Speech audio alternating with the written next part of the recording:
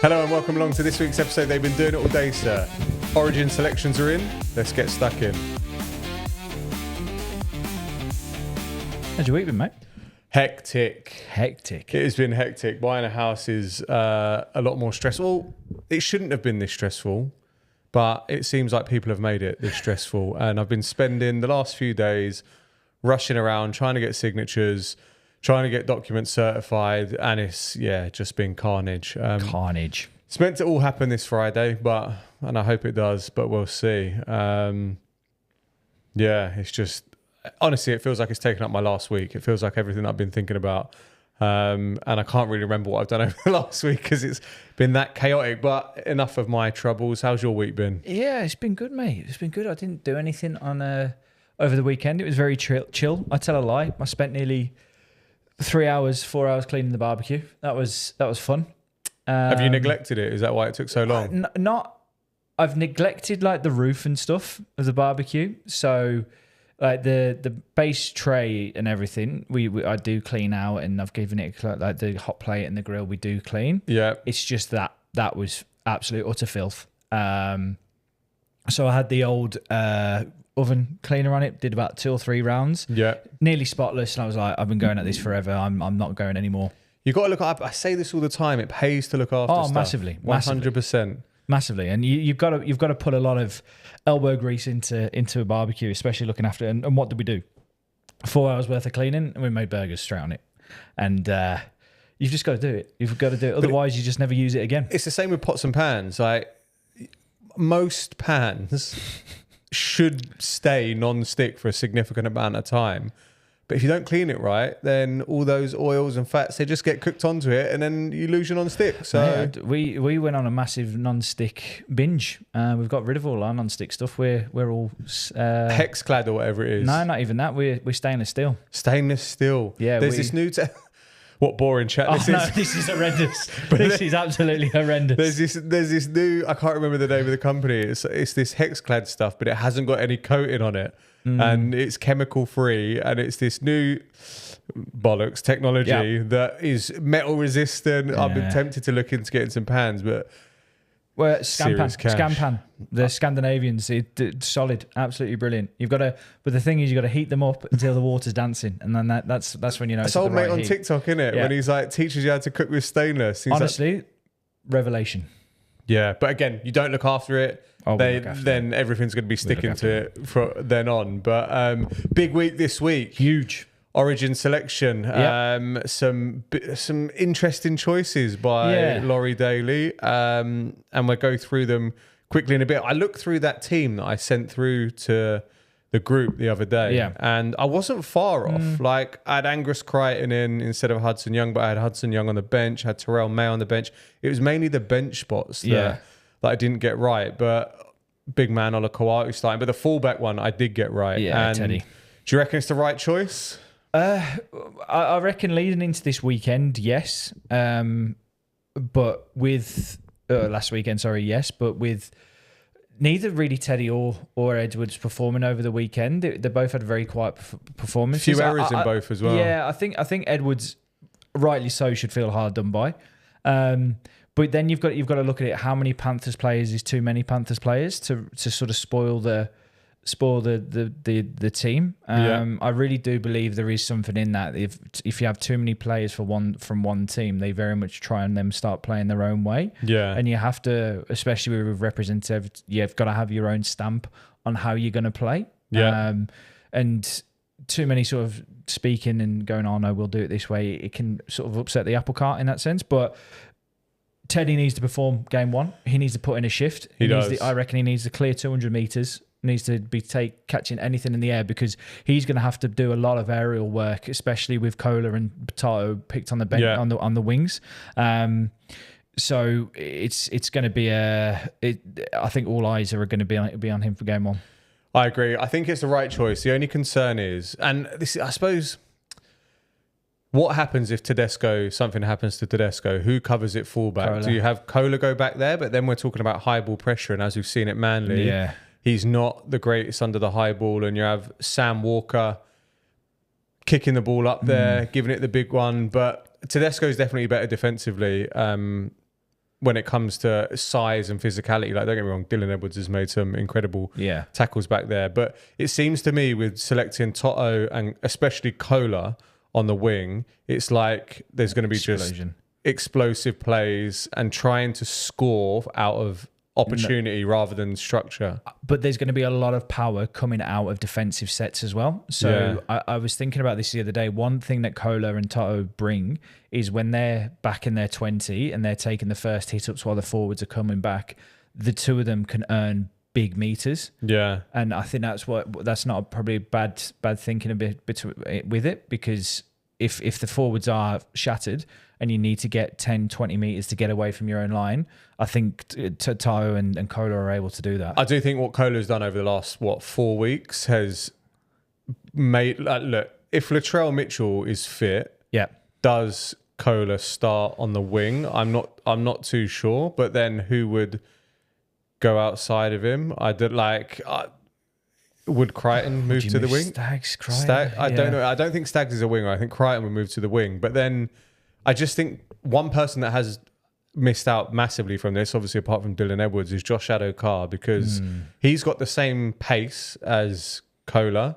I'd say he's got not too dissimilar explosive ability as Kola.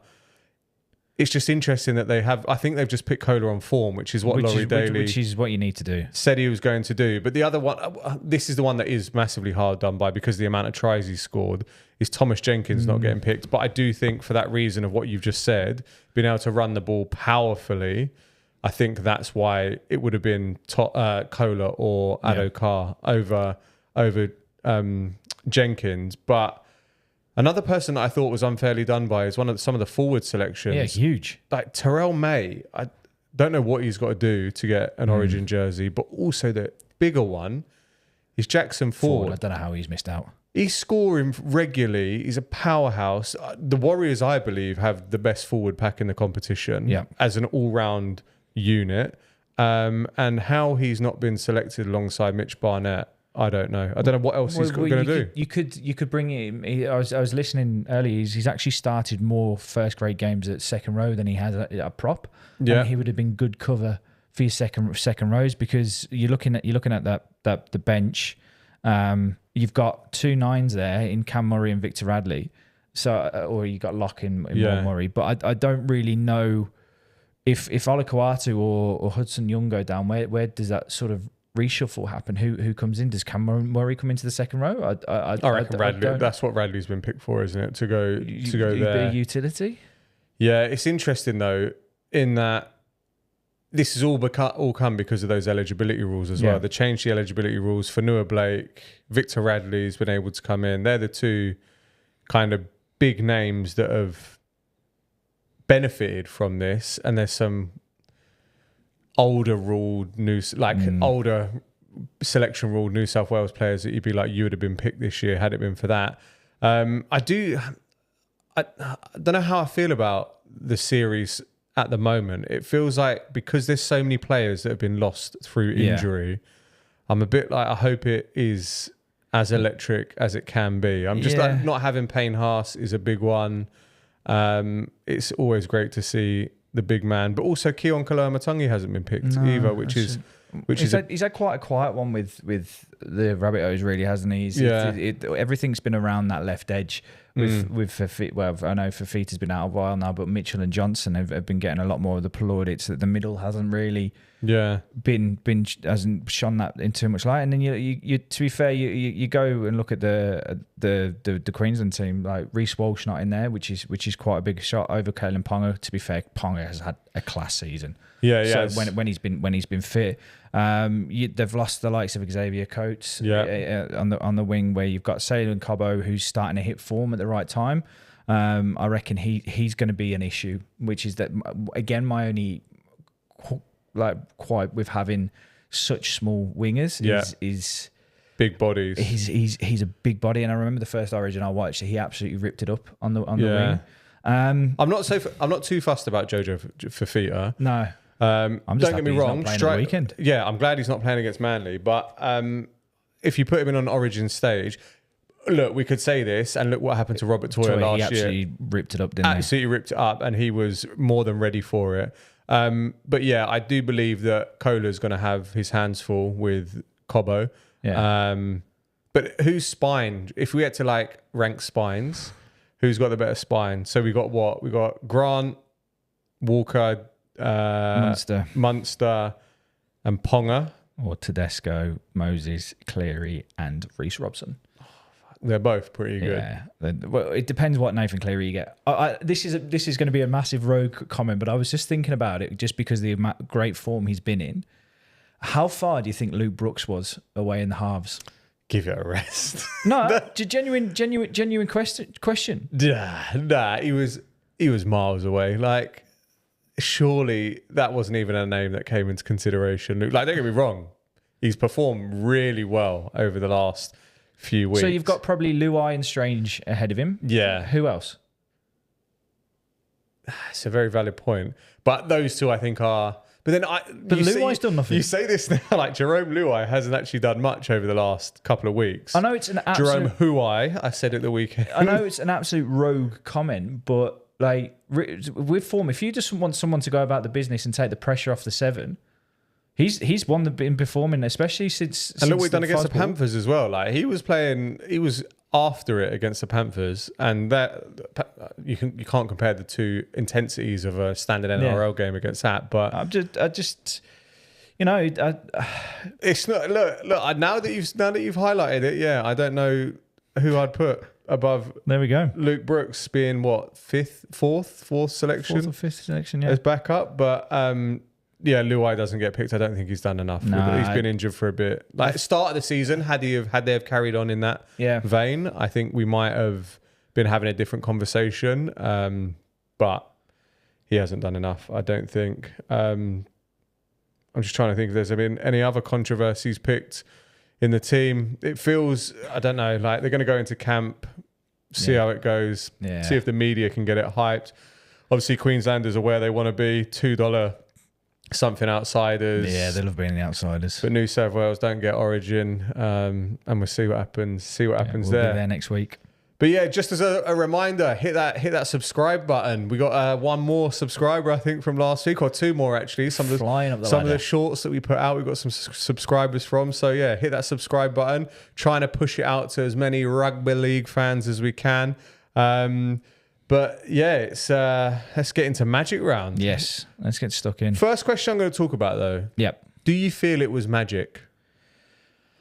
I didn't feel like there was any close games. I think it's just highlighted what's happening with the season. Everything just seems to be a blowout. Yeah.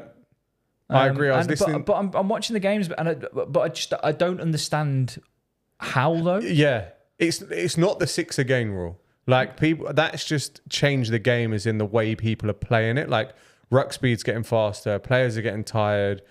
How much impact it has on momentum, I'm not too sure.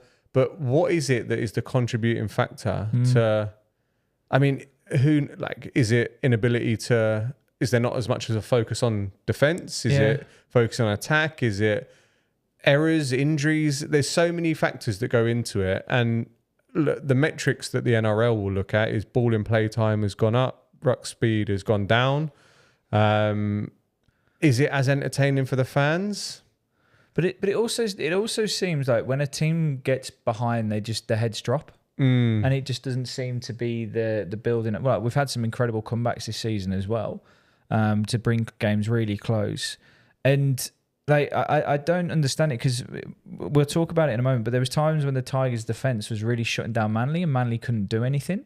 But then they still ended up scoring 40 points past them after that first 10 minutes, or whatever it was, 20 minutes when we went 3 tries up. You're like, this could be huge. But I genuinely at one point was like, we're going to see an 80 score here. Then momentum shifted, and it's like, well, if it was a case of the 6 again rule, you surely you would have seen. But I haven't been able to put my finger on it at the moment. But one example, and it might be the referees. I reckon it could be something to do with the way the game is being refereed. Because this first game that we're looking at, Panthers defeating the Dragons 28-6, instant just before half time. Yeah. So obviously, who was it?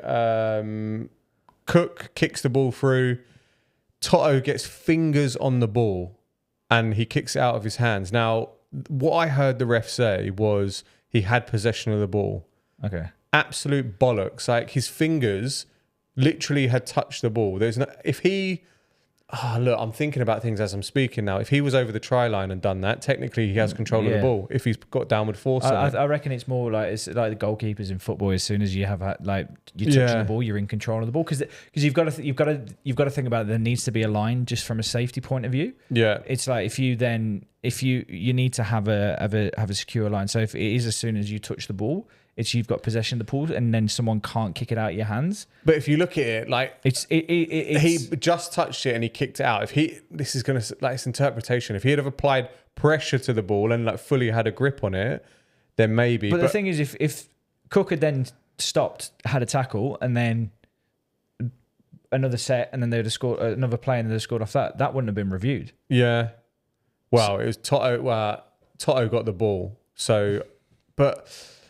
Because they would have gone into a 6 again. So let's say that they had a covering winger, Jenkins was covering round, tackled Cook, and then they scored off the next play. It wouldn't have been reviewed. Maybe. It's one of those is where how far back? Well, obviously that was a main incident, but then it does go into the bunker. How far back can you? It was 12-6 at the time. Had they scored that, it'd have been 12-all. Would it have made a difference to the overall? Probably not. Probably not. I think the Panthers. Almost coasting. Like, don't get me wrong, it's probably the best Dragons performance they've put in, but it's not looking good for them. I don't think you can do much on that pitch either. When it got last game of the weekend as well. Yeah, there's you could see it giving up, and if you're trying to get quick ball, quick feet, it was not a surface to be able to do that on. It wasn't, but Nathan Cleary takes away 3 Daily M points. Again, he's pulling away. Jackson Ford, though, in second. Then the top fours, Dylan Edwards third, Tedesco fourth, and then I go top 5, Drinkwater fifth. If Cleary continues, I think he's going to walk it again this year. But my concern is for the Dragons. We've already said it once. We've gone through the fixtures. Do they win a game this year? They must. They have to. They'll end up if it's not against the Titans, they'll end up winning a game against a team who's resting players for finals and stuff. I could be wrong. Back into the system. Their odds may have shortened to like $17 or something not to win a game for the rest of the season, which is nuts. But a team that are hitting some form, the Warriors. Yeah, they absolutely demolish the Broncos. It's like couple of breakaway tries from Wateni Zelezniak. But big loss, Tanner Boyd, the man that's been in form. Huge. You saw the ACL go. I think I messaged straight away. I was like, that's his ACL gone. How much of an impact do we think? Like they've got... they've lost both. Yeah. Both halves now, haven't they? Tamari Martin get the long-term potential job, but the Broncos are in a bit of strife as well. They're not looking good. They're looking I nearly put it on mute. The commentators were doing my head in. Like they were honestly just wanting the Broncos to win. Like everything. They were 30 odd points down, and they with like 16 minutes left. You can't sleep on the Broncos. The Broncos are going to be able to. I know I've said it a couple of times, but Jesus Christ, they must have been watching a different game to what I was, because they weren't doing anything. Nah. They were like, your Walsh. Ashley Klein was the ref in this one as well, weren't he? Walsh needs a bit of Walsh magic, and it can change. They just wanted them to score. And when I can't remember who was it who scored. It went over in the corner. Was it Mam? It might have been when he was tiptoed along the sideline, weren't it? I can't remember who it was, but they really wanted it to be a try, even though it was a drop. Just did my head in. I felt like absolute head in. Well, I messaged this on during the game. I was like, I feel like, because the Broncos are the biggest earning franchise in the competition, and they've got a lot of poster boys that play for them. I felt like there was a message from NRL head office down to the bunker to go, oi, get Kleiny to even this one up. We can't have this weekend going this bad. And then he tried to sway a few things, but it didn't quite work. And then the Warriors ran out on top. But Warriors are looking impressive. Yeah, they're looking brilliant. They're looking solid. I just worry about this injury for them, whether Metcalf coming back and obviously him now off next year, signing for the Dragons, how much that'll impact them. But it seems that the Broncos might not be making finals footy this year. They're not looking good at all. They are not looking good. But one of the biggest upsets of the weekend, huge, considering they had no Tommy Dearden, The Cowboys beat the Roosters 18-12. I don't get the Cowboys. Really don't. Talk about the Sharks being inconsistent. Like, they should have run away with it the week before against the Eels, and then the Eels got absolutely done in by the Storm. And then they go out and make the Roosters look like a team that have never played. Yeah, bonkers. Another horrendous decision in this, by the way. I don't know if you can remember it, but Ruben Cotter was basically on the goal line, and the kick through, and he was basically making a tackle and then let go because he realised whatever, and then he got put in the bin for 10 minutes. Oh, and Matt Lodge real early on as well was another one that got put in the bin. But that could have absolutely ruined the game for the Cowboys, but they managed to get back. They managed to hold on, get the win. I thought you were going to say DC trying to do a 2-pointer just before half time. Oh, my word. He does not have the mineral. He does not have the power to drop goal from 40 because meters. there was a penalty, wasn't there? And they couldn't end on a penalty, so they booted it out. And then I don't think it even made the 10-meter line. And it was so wide as well. Bless him. He tried. But that was it. I saw an interview with DC before the game about there was something to do with the 7 in a row and trying to 7 wins in a row. And it's almost like they were cursing themselves. Yeah. And when you were hearing what they were saying, it was like, oh, this could go the wrong way. But it's a difficult one, right? Because Dearden's going to be out for a while for the Cowboys. Yeah. It'll be interesting to see what they can do whilst he's out. This origin period, they've got to try and get through. They wouldn't have had him anyway through that. So hopefully they're a bit more prepared than this hasn't come out of the blue. Like, oh no, we've lost Dearden. Like, it's not something that's surprising. But it'll be interesting to see how they go now. Like, Magic Round, it was in front of somewhat a home crowd because it was in their home state. But it's huge. Roosters, interesting one. This game, we said it could be game of the round. Yeah. Was it?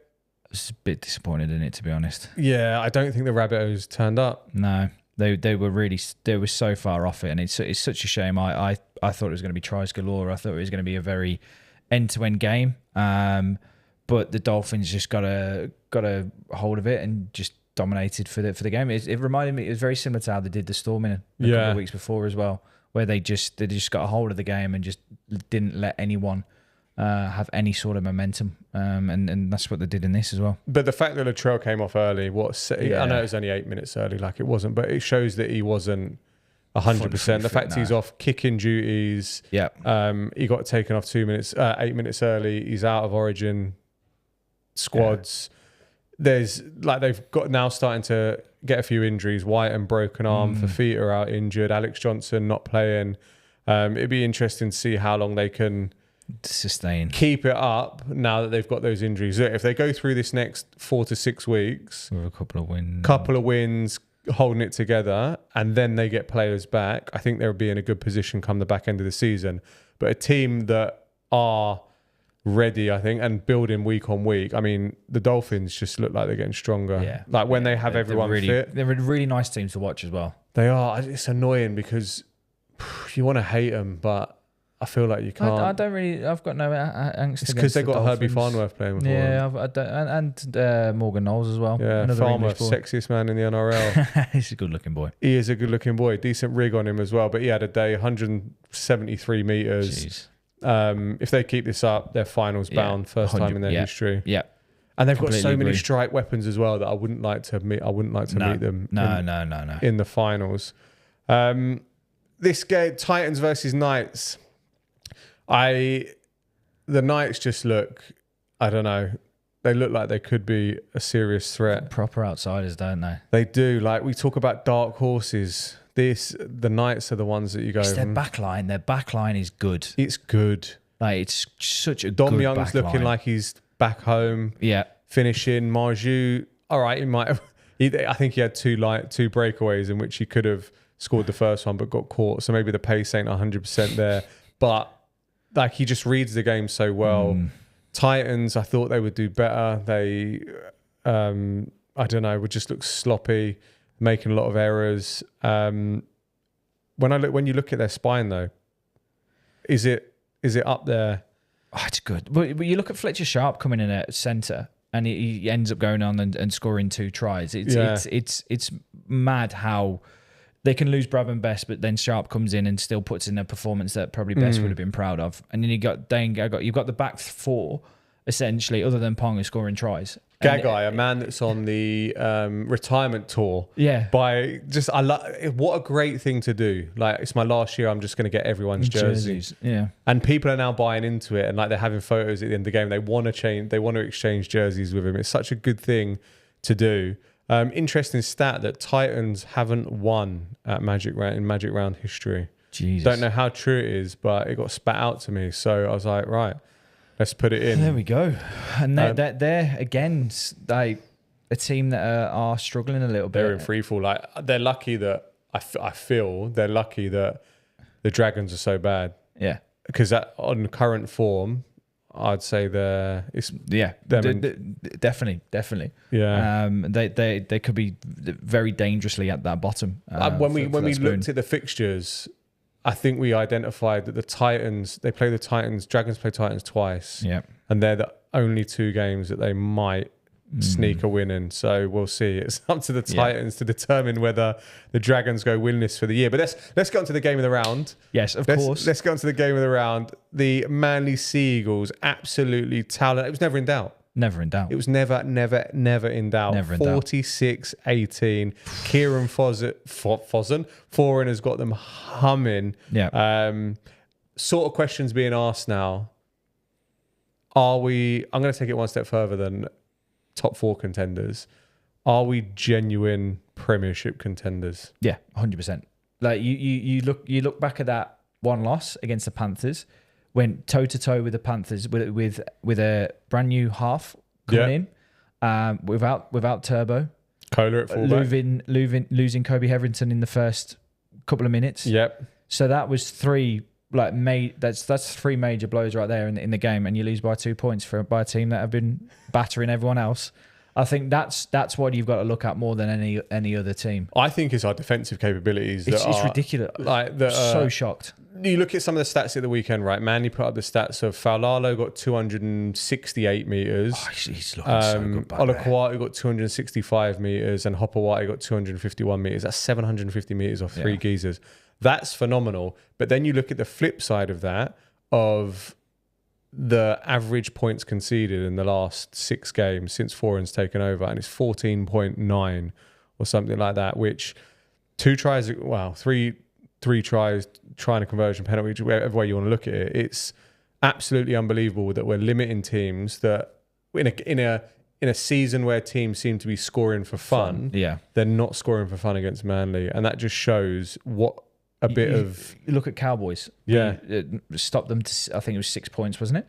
Yeah. They've been scoring for fun. Dolphins, that's the huge one. Broncos, to be fair to them, have still been scoring for fun. Eels, the exact same. Yeah. Panthers kept them to 18, which is, I think, their lowest. Is it their lowest score? Quite possibly. I don't know, depending on how many they scored against the Sharks. Can't remember off the top of my head. Or maybe the Bulldogs, sorry. So it's just, everything just seems to be clicking. Defense wins championships. It massively does, and they just seem to be humming as a unit as well. Gotta say, Garrick's place kicking is so much better than Fogarty's. It's because there's no whip on it. Like, it's just so straight. You can see the line, and you're like, yeah, that's slightly curving back. Not that worry of he's got to stick it out by the corner flag and then it's got to bend back in. If he should be on full-time kicking duties, especially now with Fogarty's groin. Yeah, just rest Fogarty and just let Garrick knock him over. I genuinely think, I wonder if he's he's having conversations with his agent going, I think I may have jumped the gun, because what's he going to do? He's going to ride the bench at the Roosters. Garrick. Yeah, maybe. Well, with Nwanga Nitawase off, he might play on the wing, but they've just bought what's his name from the Storm is coming down. The Dolphins, sorry. Yeah. Is going to this. He's going. No, they bought in. Oh, I'm chatting rubbish. I'm absolutely gone off on one ear. I'm getting confused with different players signing in different places. But I do think for the Roosters, he's going to struggle. He's not going to stroll straight into that starting lineup. Is he? Who's their goal kicker? Is it Sam Walker? It is Sam Walker. Is he a better goal kicker than Sam Walker? Is that the reason why he's been bought in? Maybe. I don't know. But Fogarty comes back in, immediately regains control, marshals the troops. Mate, authority he has over that team already. You can just see it. Like the lads just listen to every. Like you see all the little behind the scenes, and I don't know how much it is to sort of doctor to make him look like a leader. But he genuinely looked like he's coming and just taking it, and all the lads are like, "Yes, we're buying in. We're buying into this." I heard an interview earlier, or a radio segment. Justin Horro was on his SCN or whatever it is, and he was in the box over the weekend with Foreign, and Turbo was in there, and he was saying like Turbo was calling plays like 2 or 3 tackles out, like as to where they're setting up, what they're doing. He said the way that they read the game, and the reason why he reckons Manly are doing so well is because Foreign is not far removed from this modern game, so he understands it, and to be able to then have a leader in Fogarty that can probably communicate the ideas of what he's thinking, he's just getting the best out of everyone. Like Luke Brooks, Humming, Faulalo was incredible at the weekend at fullback. We don't even have to say much about Ola Kawatu. Like the geezer he's unstoppable. He's absolutely something else. And when Seyfarth wrapped him up, broke off of that, and then absolutely sat him down, it's got to be. Every year he does something, Ola Kawatu. Yeah. Remember when we were sitting in the old Bob Fulton and him and Josh Alloway just levelled. What is hit on Reece Walsh last week? Exactly. Well? Every week he seems to have done something. And again, talking of things being done week on week, Tolu Kola scores the try of the round. Yep. Absolutely phenomenal. And that's one of the reasons why he was probably selected on the wing for New South Wales, because he can do stuff like that. I was a bit worried going into this about the hooker position. Not gonna lie, how we were going to cope in the middle, but Docker Clay and Simpkin solid. I really like this bringing Jake off at 13 and putting the replacement hooker or the starting hooker in at 13. Like and you know what? I know I've been told to calm it down, but Brownie's ball playing. You've got to go back. Granted, there were some other elements of him that weren't amazing. Go back and watch Brownie's ball playing. It's the late footwork and the little like step left, drop off right. Some of the passes he was popping to Kobe Heverton to hit in this line, it was incredible. There's just confidence everywhere. Yeah. And we're like getting to the teams in a bit for this week, and you think like these young kids that are coming in that have not played many games, you just feel like Foz is going to just get them in ready to go.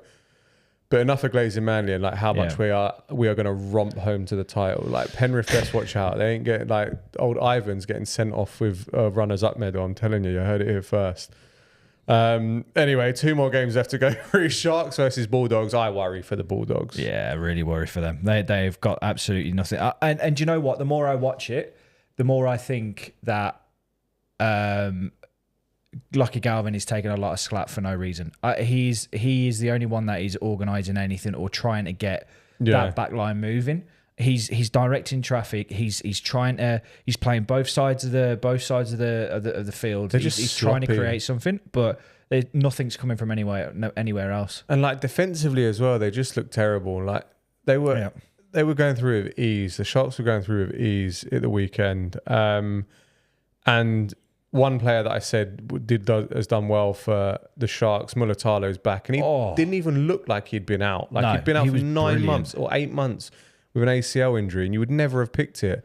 But with him coming back, like Sharks, they're just so up and down. You never want to put anything on them. They're just one of the biggest yo-yo teams. You can never predict when they're going to be firing, and you never predict when you can never. You think, Sharks are back. Like, but then they're not. And then they're not. But last game that we'll go through, Storm said they'd win back-to-back. Yeah. Won back-to-back. Got my egg on my face on that one. Are they actually back, though? Like, are we going to see a Panthers-esque revival and see them reach the top 8? I was contemplating lumping on like $100 for them to make the top 8.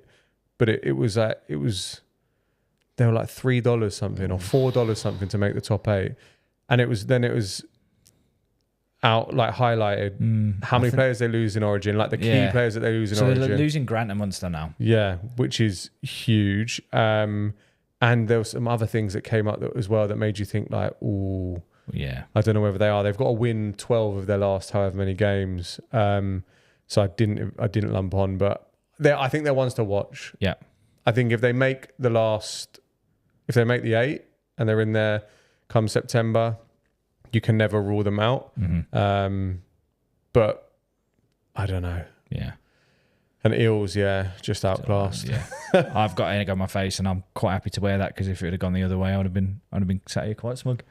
Yeah, I know. Well, let's get on to the draw for this week, which I realised I haven't actually got ready and prepared. There's only 5 games this week. 5 games, yep. 5 games this week, and it kicks off.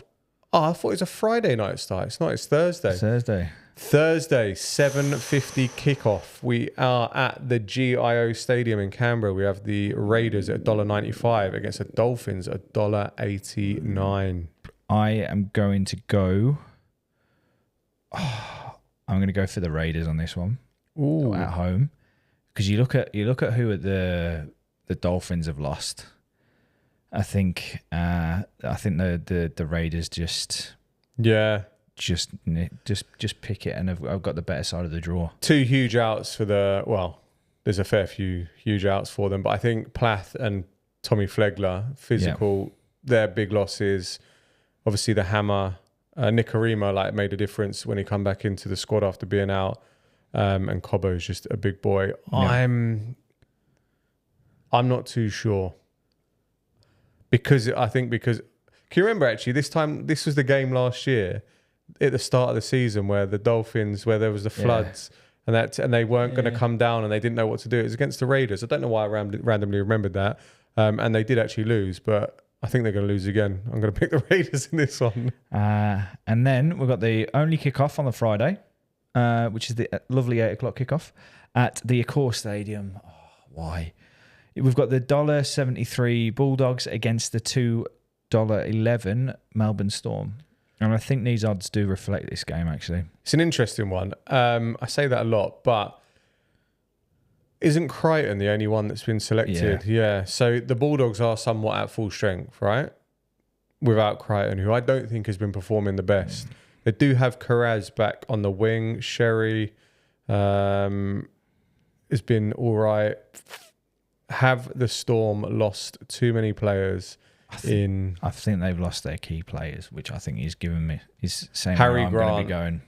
I think Harry Grant's a big one. But the Bulldogs have been terrible. Yeah, this is genuinely difficult to pick. I'm going to go the Storm. I'm going to go Bulldogs. I'm going to back the Bulldogs on this one. Fair enough. And then Saturday, 5:30 p.m. The Dragons, shorter odds than they were last week at $4.10 against the New Zealand Warriors at $1.23. Was quite comfortably. Yeah. I'm going to agree with you. You lose Mitch Barnett, but your front row still consists James Fisher, Harris and Jackson Ford. Yeah, all right. I'm going to go with the New Zealand Warriors in this one. That's a very valid point. I hadn't even considered that. You look at that forward pack: Fisher, Harris, Egan, Ford, Halasima. That's fucking wild. And that's another thing that the Broncos are struggling to do: handle Leka Halasima. Every high ball that went up there, trying to back into him. Yeah. And then we're at for the 7:35 kickoff on the Saturday. We're at Foz Pines Park with the Sea Eagles at $1.22. Against the Gold Coast Titans at $4.35. I wouldn't have said they were $4.35. No. Josh Felady comes in at centre. He got a couple of minutes against the Knights, I think it was. Looked aggressive, powerful runner. Blake Wilson comes in on the wing as well. Again, when he came on, just solid. Looks solid. It's quick, can move the ball. Brandon Wakem's back. Which... Mad that we're saying this. Absolutely phenomenal addition to be having back. Brings the aggression off the line speed. Be interesting to see how the young gun Jackson Sherab goes, replacing Hamole Olakawatu. And I believe he's in between Fogarty and Garrick. So you've got 2 wise heads there to be able to chat to you. What's really good is that Leafi has been named at 17, which means he's first rotation. Yeah, hopefully on the bench. Joey Walsh again named. So should anything happen, we got the absolute superstar coming in. On Tony Large in the reserves as well. Manly 13 plus. Yes, I'm going to go for Manly as well. Might even be 30 plus the way things are going. And then final game of the weekend, Sunday, the only kickoff on Sunday. We're up in Townsville. The North Queensland Cowboys at $1.69 against the South Sydney Rabbitohs at $2.17.